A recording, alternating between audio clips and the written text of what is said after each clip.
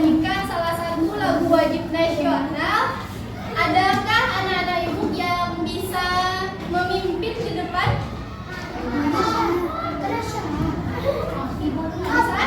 Bisa kira-kira? Lagunya Garuda Pancasila. Ibu aja ya. Ya. Kepada anak-anak ibu dipersilahkan untuk berdiri.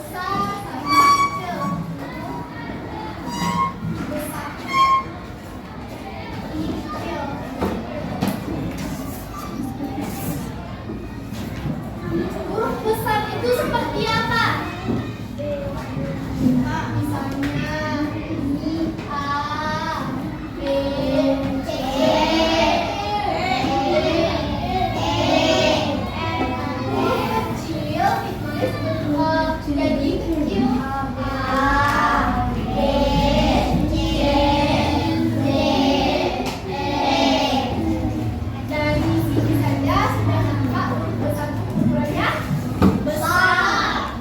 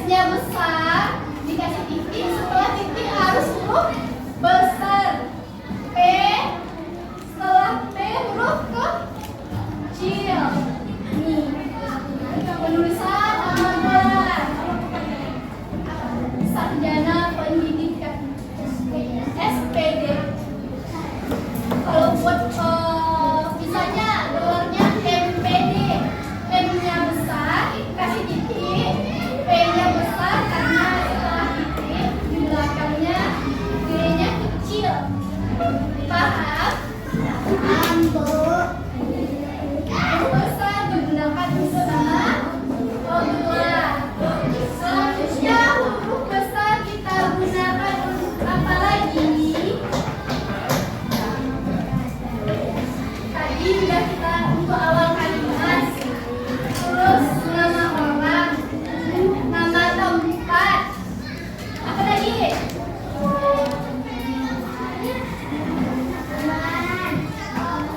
Nama bulan, hari, keluar. Apa lagi? Judul buku. Misalkan kita judul bukunya Kipas. Bahasa boleh. Baik bahasa Indonesia. B-nya besar, bahasa. I-nya besar, bahasa Indonesia. B besar, I-nya kecil. Kalau matematika,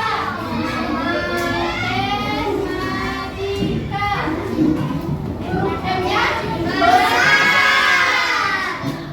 Udah tujuh nih. Apa lagi? Judul film. Judul film apa lagi? Baru sekarang. Jumbo. J-nya kecil atau besar? Besar. U-nya kecil atau besar? Kecil. Jumbo. Udah. Dan 8 nih kita ketahui. Apa selanjutnya? Singkatan. Singkatan. Apa contoh singkatan? SD. Apa itu SD? Tapi ditulis biasanya S besar dan D besar. Padahal kita mengetahui SD ini, S itu sekolah, D ini dasar. Apalagi huruf besar kita gunakan untuk kata ganti nama Tuhan. Misalnya olehnya,